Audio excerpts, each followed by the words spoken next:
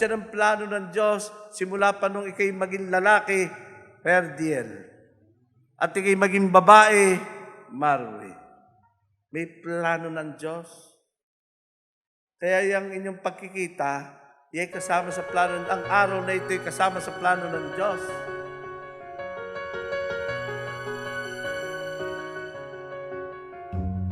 We know each other since 2011. Nagustuhan kita is kasi simple ka lang. Then, yun nga, tahimik. Tapos, sweet din naman. At saka yun, nung makilala kita, then, na-realize ko na mapagmahal kang tao. The last thing I saw coming, I'm still surprised. You are lovely tonight. You, dear, will guide me into the morning light. You are lovely tonight. Lay here beside me, I see the rest of my life with you.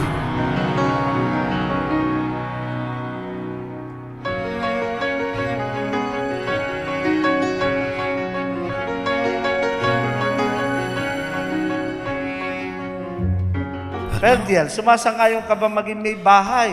Si Marwi na naririto ngayon, alinsunod sa batas at alituntunin ng ating banal na simbahan. Opo, Father. Buong puso ba ang pagkakaloob mo sa kanya ng iyong buong sarili bilang kanyang asawa? Opo, Father. Nakalang ka bang balikatin sa piling niya ang pananagutan ng buhay may asawa? Opo, Father. Still surprised. You are lovely tonight. You, dear, will guide me into the morning light. You are lovely tonight. Lay here. Mahal, hindi ito ang finish line. Ito is starting point natin as a real relationship. Dito, bubuo na tayo ng family. But ang gusto ko lang parating sa'yo is mahal kita, mahal na mahal kita. At yung magiging family natin, yung magiging anak natin, mamahalin ko ng gaya ng pagmamahal ko sa'yo. Ingatan ko yung magiging family natin. So yun, mahal na mahal kita. I love you. You are lovely tonight. You, dear, will guide me into the morning light. You are lovely tonight. Lay here beside me, I see the rest of my life. Mahal, promise ko sa'yo na mas magiging mabait ako. Tsaka hindi na ako magsaselos sa iba. Basta andit hanggang dulo tayo. Mahal na mahal kita.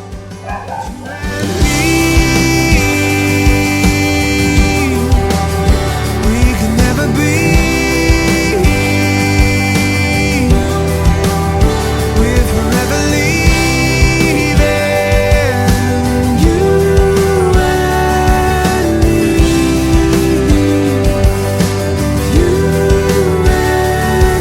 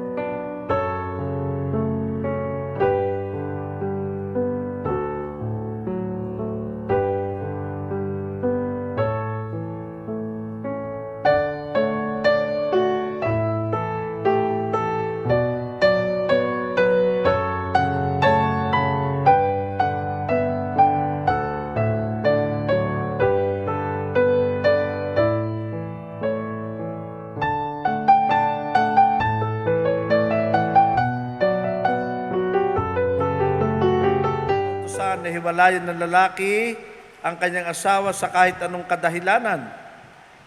Sumagot si Jesus, hindi ba niyo nababasa ka sa kasulatan na sa pasimulay nilalang sila ng may kapal, lalaki at babae, at sinasabi, dahil dito iiwan na ng lalaki ang kanyang ama at ina, at magsasama sila ng kanyang asawa at sila'y magiging isa. Kaya't hindi na sila dalawa, kundi isa. Ang pinagsama ng Diyos ay huwag paghiwalayin ng tao.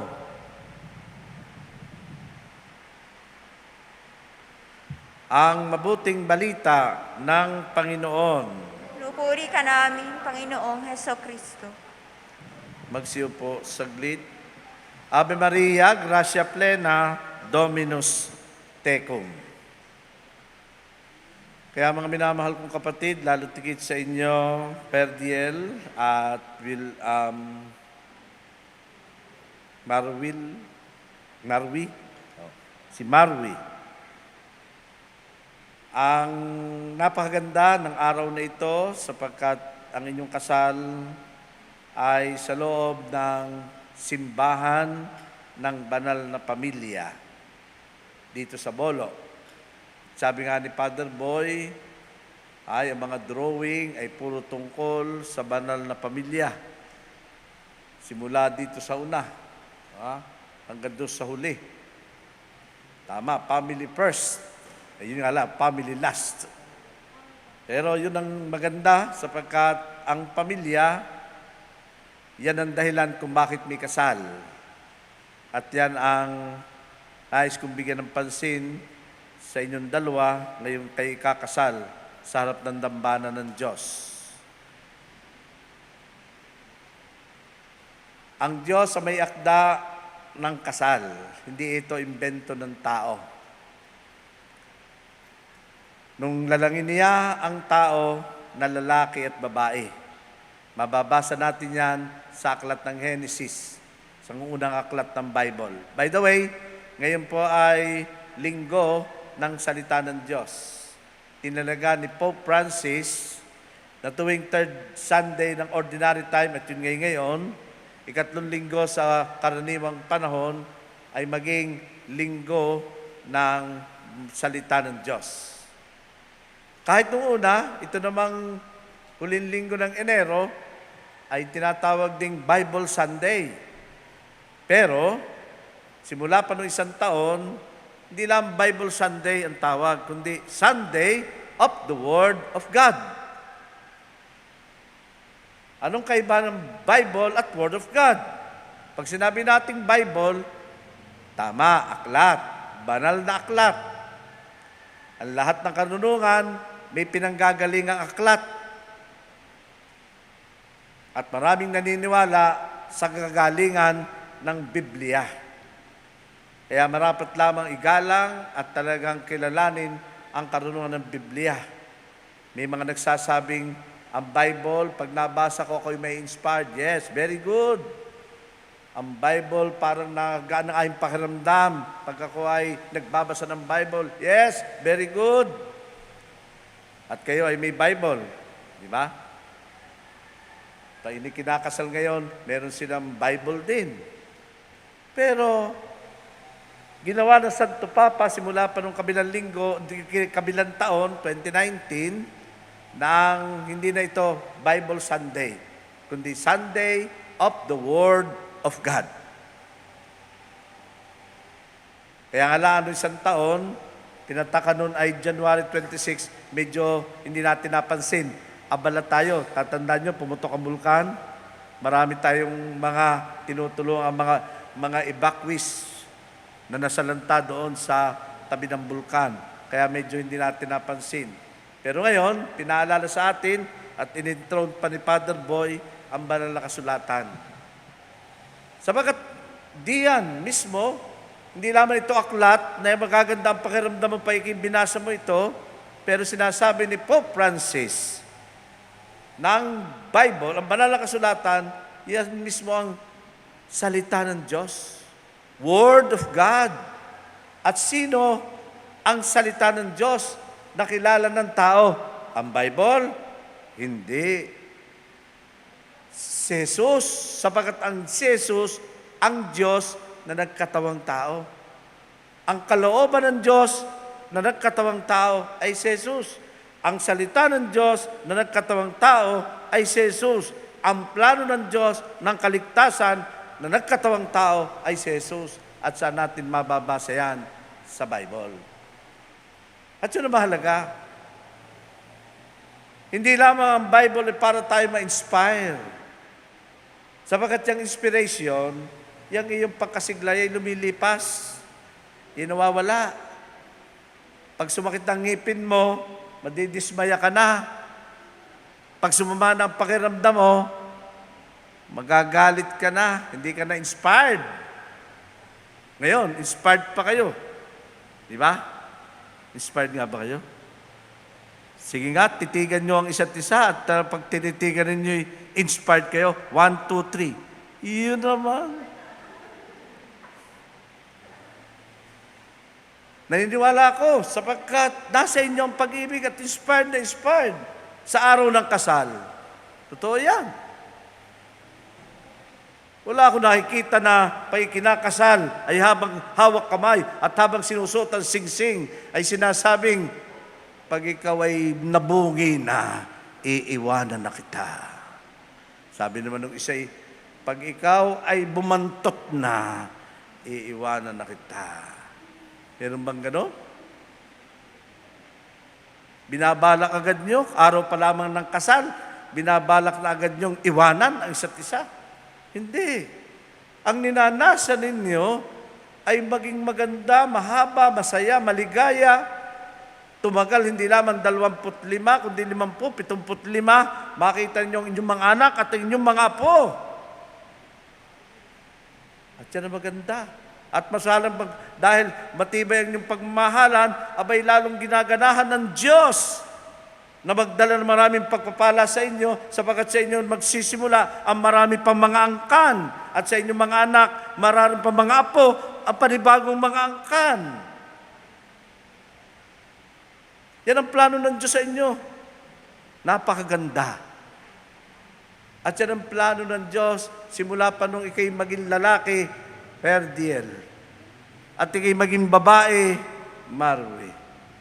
May plano ng Diyos. Kaya yung inyong pagkikita, ay kasama sa plano, ang araw na ito ay kasama sa plano ng Diyos.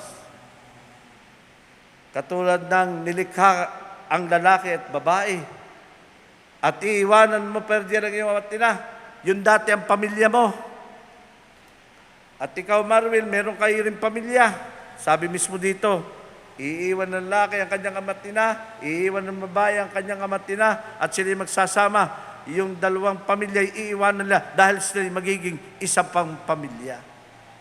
At sa pamilya matatagpuan ang isang masaganang buhay. Yan ang unang paaralan, yan ang unang simbahan, ang unang kasiyahan, diyan natatagpuan. Kaya naman ang demonyo ay malapit sa mga mag-asawa, lalo tigit sa bagong kasal.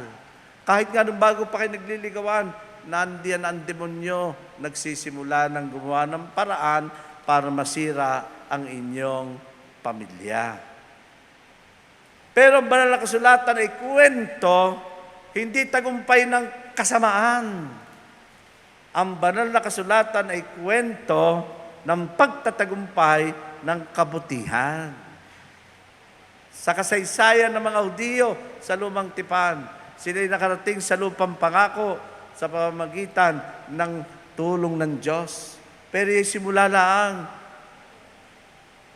Lumang Tipan, ang bago at walang hanggang tipan, si Jesus mismo, ang Diyos na nagkatawang tao, sumama sa atin. Simula pa nung kay binyagan, kaya ako sinabi kanina, may kandila na agad kayo. Nung kayo nag-first communion, may kandila uli. Nung kayo kumpilan, may kandila uli. At ngayon kayo kakasal, may kandila uli. Anak na kayo ng liwanag, anak na kayo ng Diyos. Manalig kayo at tumawag sa Kanya. Kaya maniwala kayo sa hindi, iisa lamang ang paalala ko Walang formula sa magandang pamilya. Wala. Iisa lamang alam kong formula. At simula pa nung ako'y diakono na ako'y pwede na magkasal, yan lamang ang sinasabi ko. Ano yun?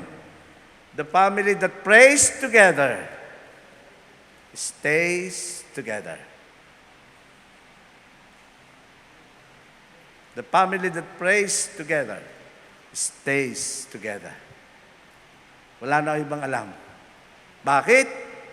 Sapagkat ang dasal ay paglapit natin sa Diyos upang hingin ang kanyang tulong para maging mapanatag at mabiyaya ang ating buhay. At sa pamamagitan ni Jesus na nasa banal na kasulatan, nagkatawang tao, diyan natin natutunan na siya ipinanganak na mahal na Birheng Maria, kaya tayo nakakapagpasko. Diyan sa Bible natin nalaman na si Jesus ang kordero ng Diyos. Nung tawagin ni Juan Bautista, narito ang kordero ng Diyos. Sa aklat, sa sulat sa mga Hebreyo, mismong ang dugo ng kordero ang nagbukas, ang ng langit na nasarhan, gawa ng ating kasalanan. Ang dugo ng kordero na si Jesus, ang kordero ng Diyos. Marahil, sasabihin ng iba, yung kordero sinasabi ni Father, baka kayo nagkakamay, baka nyo rinig kaldero. Ang kaldero, yun po ay saingan. No? Pero yung kordero, intindi yun ng isang Hudiyo. At naiintindihan rin naman natin, kung tayo nagbabasa ng Biblia, yun yung tupa na walang bahay-dungis. Mababasa din natin sa Bible yan, Exodus 12. Mababasa natin doon na ang tupa yan ang walang bahay-dungis na sinabi ni Yahweh nung sila ililigtas na niya ang bansang Israel. Bakit? Sila'y alipin. Parang tayo alipin ng demonyo, alipin ng kamatayan. Bakit tayo alipin ng kamatayan? May suko tayo sa kamatayan. Pag sinabing tapos, tapos. Gayon din ang mga Israelita. Sila'y alipin ng mga Ehipto. Ay nung sila nangako na ng kaligtasan, ito na ang huling salot dahil ng kasalanan, lahat ng panganay ay mamamatay. Mababasa natin yan sa Bible, Exodus 12, but bubuksan ninyo. Yan, nasa Bible. Ano rin gagawin sa tupang yon? Pipili, malinis, walang bahay-dungis, kanilang papatayin, at lilis doon yung dali-dali, sila magbibihis, nakabikis, ang kanilang mga gamit ay handa na, sapagkat sila ililigtas na. Pero bago sila iligtas, kakain muna sila ng pagkain hapunan. Yun ang tupa na sila dali-dali. Pero ano gagawin sa dugo? Ang dugo, ilalagay sa may pintuan. Ilalagay sa may hamba. Bakit lalagay nyo? Sapagkat darating sa gabing iyon, ang angel of death. Lahat ng panganay, mamamatay. Lahat ng panganay, tao, hayop, lahat ng panganay, pati insekto, pati panganay na kuto, mamamatay. Dadating. Pero pagdating doon at nakitang may dugo ang may pintuan, anong gagawin ng anghel? Lalampas. Yun ang tawag doon ay Passover. Paschal meal. Yun ang huling hapunan na sinabi ni kay, ito ang bago at walang hanggang tipan. Ito'y katawan ko na. Mabubuksan ang langit. Ito na ang paghahari ng Diyos. Tapos na ang laban. Narito na ang liwanag. Yan si Jesus, ang salita ng Diyos. So, ibig sabihin, hindi basta. Kaya ginawa ni Pope Francis na hindi basta Bible. Dahil pag Bible, libro lang yan.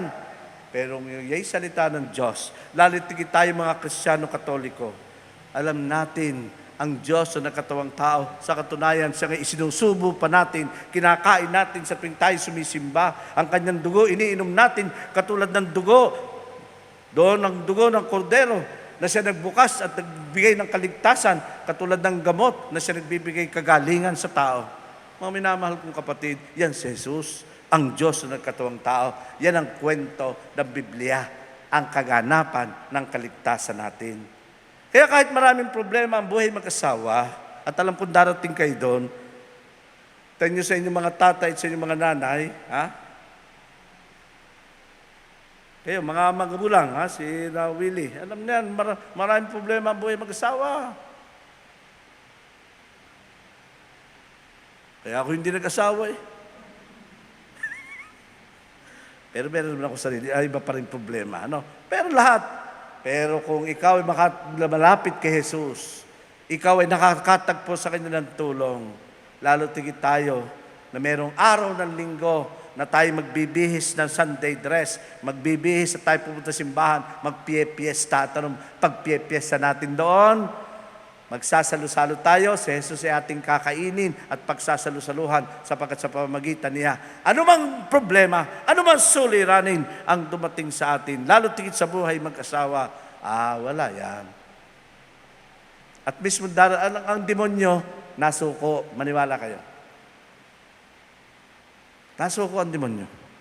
Pag nakita ng demonyo ng isang tao, ay kahit anong gawin mo, ano ga ito, ay sa Diyos pa rin natawag.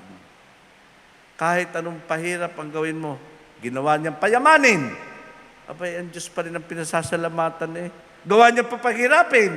Abay, ang Diyos pa rin ang pinasasalamatan. Praise the Lord pa rin kay praise the Lord eh. Maniwala kayo sa akin, sasawaan kayo ng demonyo, iiwan niya kayo, at ang mararanasan niyo, wala, tuloy ng pagpapala. Siyempre, natanda, nahina, kasama yan. Sapagkat ang buhay naman ay walang katapusan. Sabi natin may kamatayan? Hindi. Pag tayo namatay, ay tayo na may, hindi naman tayo binabalot sa banig at ilalagay na lamang at ibabaon. Hindi. Pag tayo namatay, iaayos tayo at tayo ipapasok sa simbahan at alam nating dahil tayo nabinyagan, anak na tayo ng liwanag, dahil tayo ay nasimba, nagkukomunyon, karapat-dapat tayong hihatid sa loob ng simbahan at pagkatapos hihimlay at pag-aayusan dahil paggising, ikaw ay haharap sa Diyos sa buhay na walang hanggan. Totoo yun, hindi kayo binibigyan sapagkat yun nasa Bible. Maikli lang ang buhay. Huwag niyong pahirapan ang inyong sarili. Lumapit sa Diyos at kaganda ng ating pananampalataya. Kinakain natin ng Diyos. Ang tingin nga ng iba'y, natatanga nga sila, saan ka nakakita ng religion na kinangalot nila ng Diyos? Nginunguya nila. Paano hindi na naiintindihan? Pero tayo, yung sabihin ni Jesus, ito ang aking katawan, kainin mo. Ito ang aking dugo, inumin mo. Dahil yun ang gusto ni Jesus, palagi tayong kasama at pagkasama natin, wala na tayong dapat katakutan. Ay lalo pa, pag lagi niyong kasama, dahil magkasama lagi kayong nasimba. Hindi man ninaasahan araw-araw kayo nasimbahan. Yung malamang araw ng linggo na ipinagdiriwang ninyong kay anak ng Diyos. Ang Diyos ang bahala sa inyo. At sa totoo lamang, napapangiti ang Diyos kapag may sumisimbang isang pamilya.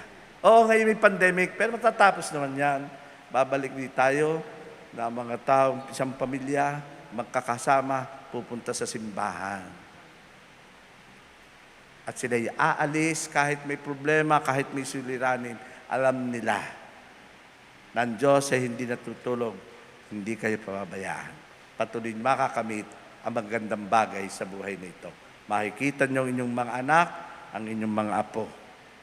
Pero pag kayo nanawa na sa Diyos at nakita nilang ang inintindi na lamang ninyo ay ang pagpapayaman, ang mga bagay sa daigdig na ito at nalimutan ninyo ang Diyos, yan napapatawa ang demonyo sapagkat sisigihan niya kayo hanggat mag-aaway na, hanggat magkagulo na, hindi na, at sa pati naman ng mga anak, namana ng kaguluhan, naipamana na, naipamana na, naipamana.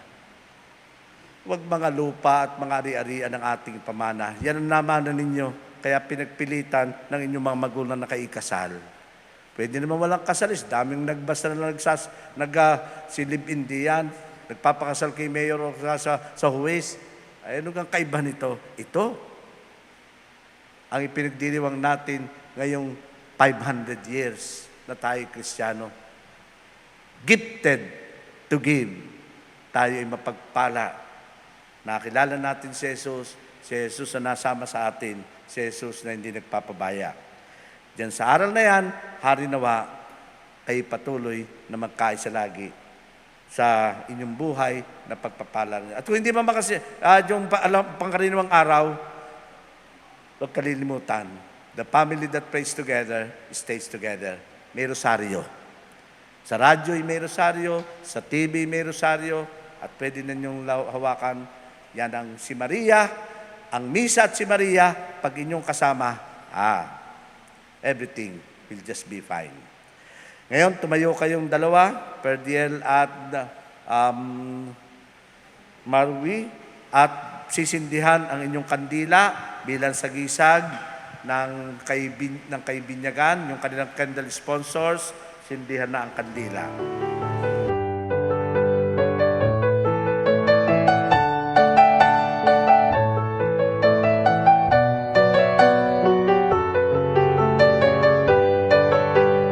At talituntunin ng ating banal na simbahan. Opo, Padre. Buong puso ba ang pagkakalob mo sa Kanya ng iyong buong sarili bilang Kanyang may bahay? Opo, Padre. Bakit hindi ka nakatingin sa Kanya? Tingin. Sa Kanya mo iniaalay, dito sa kandila. Tingin. Sa Kanya mo iaalay. Okay. Nakalaang ka bang balikatin? Yan, balikatin sa piling niya ang pananagutan ng buhay may asawa. Opo, Padre. Ayan. Ikaw naman, Perdiel. Yan, titingin. Titig. Bibigay mo yung sarili, ha? Wala ka ng pagbibigyan iba sa kanya laang. Perdiel, sumasangayon ka ba maging may bahay? Si Marwin na naririto ngayon, alinsunod sa batas at alituntunin ng ating banal na simbahan. Opo, Father. Lakas, galing. Buong puso ba ang pagkakalob mo sa Kanya ng iyong buong sarili bilang Kanyang asawa? Opo, Father. Nakalang ka bang balikatin sa piling niya ang pananagutan ng buhay may asawa? Opo, Father. Okay. Kaya ngayon, habang magkahawak kamay, sabay niyong dasalin. Ama naming mapagmahal, kami po ay inyong loobin. Magkaisa ng kalooban at damdamin mula ngayon sa kaginhawaan at kahirapan, sa karamdaman at kalusugan, sa lahat ng araw ng aming buhay. Bilang tagapagpatunay ng simbahan at sa harap ng mga pangunahing saksing naririto, mga ninong at ninang, pinagtitibay ko at binabasbasan ang pagtatalim puso na inyong pinagtipan. Sa ngalan ng Ama, at ng Anak, at ng Espiritu Santo. Amen. Basbasan ng Diyos ang inyong pagsasama at ang inyong magiging pamilya. Ngayon, babasbasan natin ang inyong mga aras at singsing. Ama naming mawain, basbasan mo po at kupkupin ang bagong kasal na ito. Pagkalooban sila ng sapat na kabuhayan na sinasagisag ng mga aras na ito sa ipagkakamit nila ng buhay na walang hanggan. Patuloy mo silang basbasan at lingapin upang sila magsusuot ng mga singsing na ito ay maging kawagis mo sa iyong wagas na pag-ibig at walang maliw na katapatan. Hinihiling namin ito sa pamamagitan ni Kristong aming Panginoon. Amen. Amen. Basbasan ng Diyos ang inyong mga singsing at ang inyong mga aras. Gayun din ang imaheng ito ng banal na pamilya, po Santa Cruz at ng Biblia.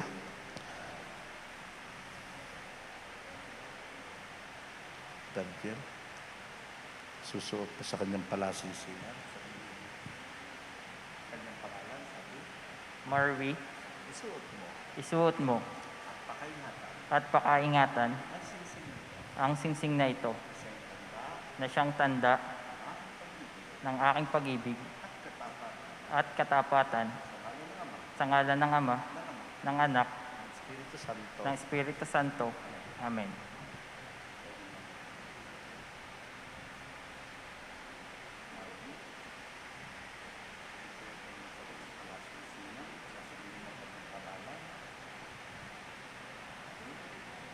Virgin, isuot mo At pakaingatan at pakaingatan ang singsing na ito na siyang tanda ng aking pag-ibig at katapatan.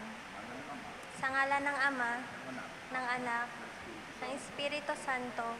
Amen.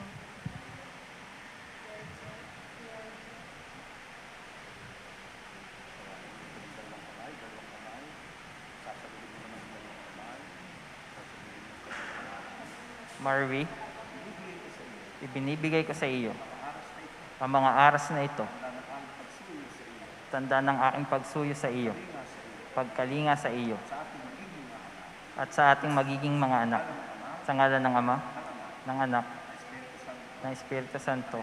Amen. Tinatanggap ko ito at nangangako ako Na magiging iyong katuwang na magiging iyong sa wastong katuwang paggamit sa wastong paggamit at pangasiwa at ng pangangasiwa ating kabuhayan. ng ating kabuhayan. Okay, so yun na yan, Marvin. Harap kayo sa bayan ng Diyos. Bayan ng Diyos, bilang pagtanggap sa ating bagong kasal, pasalubungan sila ng masigabong palakpakan. Okay? Harap na kayo dito. Mamaya ng kiss. Okay. Luhod na kayo.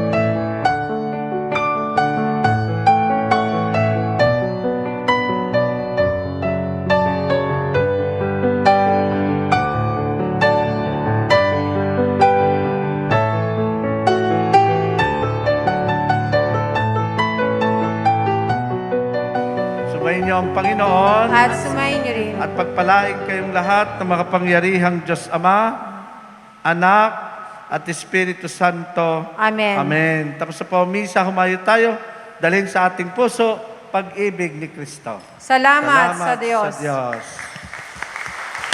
Ngayon, ready ang photographer, ibibigay na ang masuyong halik sa kasal na ito. Yan daw ang first kiss.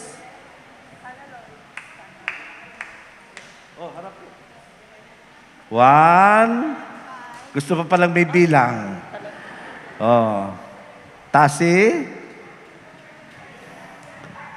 Okay. One, two, three.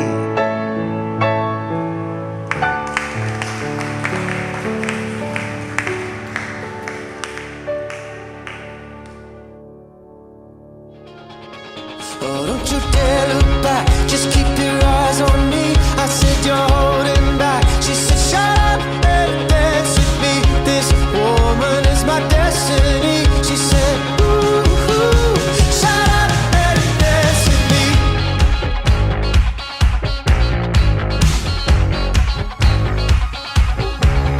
We were victims of the night, the chemical, physical, kryptonite. Help us to the base and the fading light. Oh, we were bound to get together, bound to get together. She took my arm, I don't know how it happened. We took the floor and she said, oh, don't you dare look back, just keep your eyes on me. I said you're holding back. She said, shut up and dance with me. This woman is my destiny. She said, ooh, shut up and dance with me.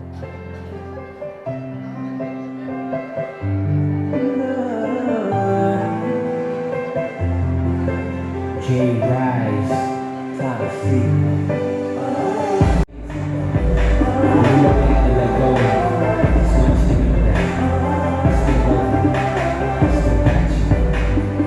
Never seen her let you go. Never find myself at home. Ever since that day that you walked right out the door. You were like my beating heart. I can't control. Even though we go apart, my brain continues to let you go. Take it back to the old times. You kept me up late at night. We used to mess around, laugh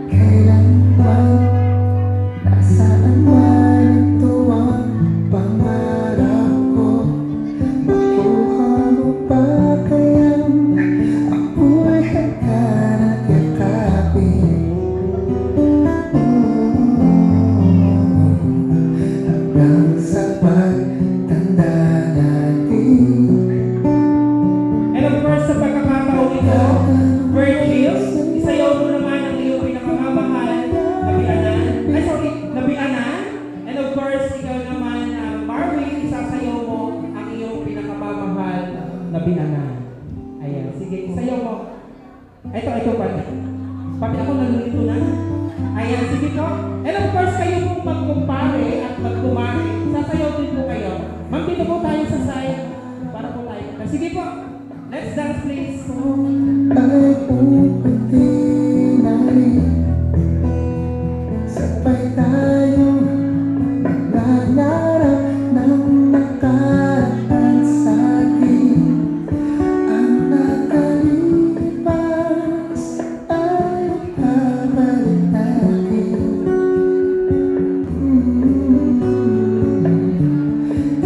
Papaalala ko sa'yo. Ayan, and of course, sa kakataong ito, isasayaw naman yun. Parang pinag-alapasa. Si Edward na sayaw. Ano sayaw yan? Hindi nakaganahan si Miss sa gown ng iyong misis. Huwag mo siya nung pakataas, nakatingin ang videographer. O, wala. Petticoat pa lang yan. Ayan, sige, suot! Uy! Oh, sige, nakikiliti na si Marvin. Oh!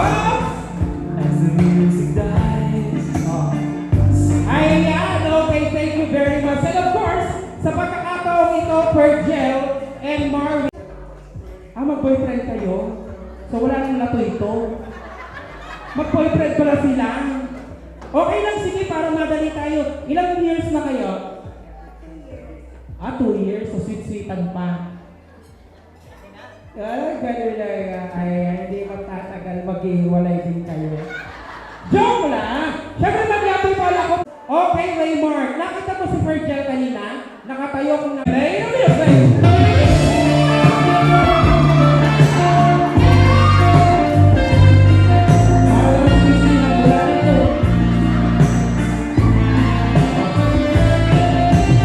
Okay, sige. Kaya Raymart, isuot mo na yung garter.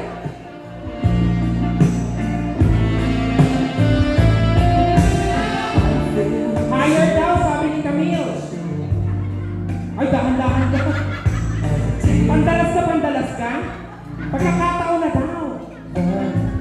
Ayan, okay. Thank you very much. Sa'yo ka na, Raymart. Dito ka sa side na to.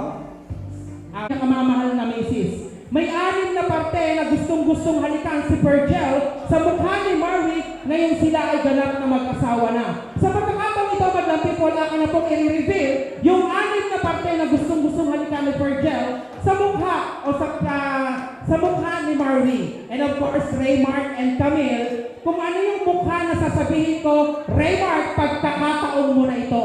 Kailangan i-kiss mo din yan pag nakabilang ako ng 3. And of course, Virgil, kung ano yung mukha na sasabihin ko, ay hahalikan mo kay Marvin in a count of 3. Ready, mga people? Ang ika-6 po na gustong-gustong halikan ng isang groom sa kanyang pinakamamahal na misis kapag sila ay kasal na, ay ang noo. Itay muna. Di sabi ko yung bibilang. Mas excited ka pa sa groom, ha? Ay pandalasin, sabi ni Raymart. Pinigilan ko lamang. Itay muna, huwag pandalas. Okay, Virgil, Raymart, noo in 1, 2, 3, noo. Yan na. Okay, mga people, ang ikalima daw kung gustong-gustong halikan ng isang ginoo sa kanyang pinakamamahal na ginang ay ang lieg. Ready? Lieg in 1, 2. Hoy, tayo mong halikan ka, huwag mong ihayin. Ay, sabi ni Camille, ano ito? May isa pating haling. Okay, mga people, kidding aside, lieg in 1, 2, 3. Lieg. Yan na! Okay, mga people, ang ika-4 kung gustong-gustong halikan ng isang ginoo sa kanyang ginang, of course, ay ang baba ng ginang. Ready? Camille and Raymart, Virgil, baba. 1, 2, 3, go! Yeah! Dahil pag tumama sa loto, Mga people, ang ika-5 kung gustong-gustong halikan ng isang ginoo sa kanyang ginang, of course, ay ang pisngi ng kanyang ginang, kaliwa at kanan. Ready? 1, 2, 3, go! Yes! Hoy, pag ikaw na may mag-inarte ng kaunti, anong klaseng girlfriend ito? Kaya ng hangin? Okay, mga people, ang ika-6 kung gustong-gustong halikan ng isang ginoo sa kanyang ginang, of course, ay ang baba ng ginang. Ready? Ay ang ilong ng kanyang ginang. 1, 2, 3, go! Wala, patumpik-tumpik pa. Sundab to sundab! Si Camille! Diyos ko po, kaya aga mga nag-aasawahan. Okay, keeping aside, madlang people, gaya nga po na sinabi ko kanina, susunod natin matutuhayan ng rated SPG. Distriktong patnubay ng magulang ang kailangan dahil maaaring may masaselang tema, lingwahe, karahasan, sexual, horror at droga na hindi angkop sa mga ninong at ninang na nanonood. Ay, sabi ng ninang, aba naman. Okay, madlang people, gaya nga sinabi ko kanina, nagmahal, nasaktan, nagpakasal. Ang kauna-unahan kung gustong-gustong halikan ng kanyang Ginoo sa kanyang ginang, of course, ay ang labi ng kanyang misis. Ano kami? Papayag ka? Oh, pabebe? Pabebe pa yung lagay na yun? Ay nakalibas sa inyo, wala ka man ang kain-arte? Kain ng kain? Oo, okay. Okay lang, labi. Oo daw eh, gusto mong barangay. Kayo na lang ang makulong. Okay, madlang people, kayong dalawa magbeso-beso lang. And of course, ipapakita ninyo sa madlang people at sa lahat ng narito ang lagkit at tamis ng inyong pagmamahalan. In 10 seconds time, labi sa labi, ngipin sa ngipin, dila sa dila. Kapag hindi ko nagustuhan, Marwing, ang halik mo kay Fardel, wala kang magagawa kung hindi palitan kita. Okay lang sa iyo, Marwing? Hindi. So gagawin mo na, ipapagawa ko. Okay, madlang people! 1, 2, 3, sungkaw! 10, 9! Ay laban! Maaari kang gayang laan.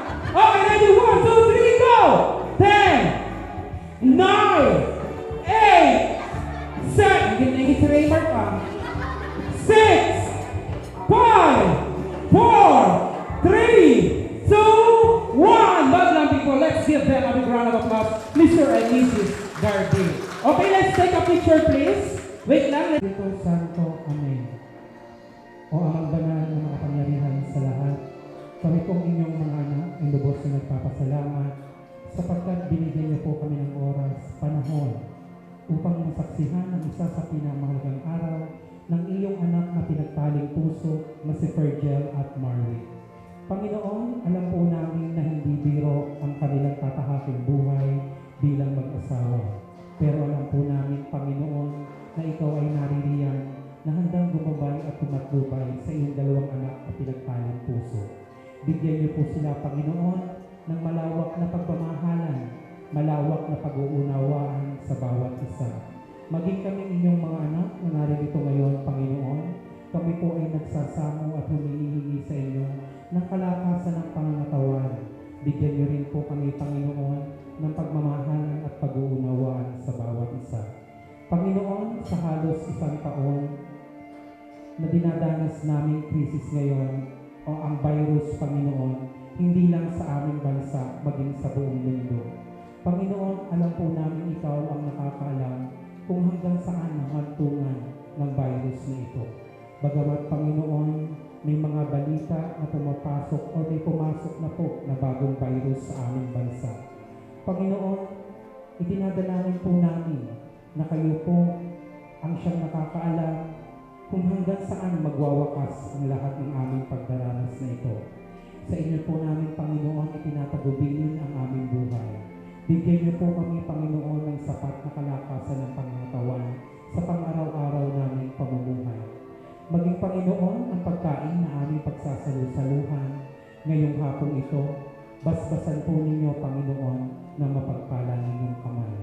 Ang lahat po ng ito ay dinadalangin namin sa inyo sa pangalan ng Panginoong Jesus at sa haring darating.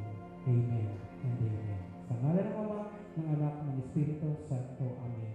Manatili po tayong nakatayo, madlang people.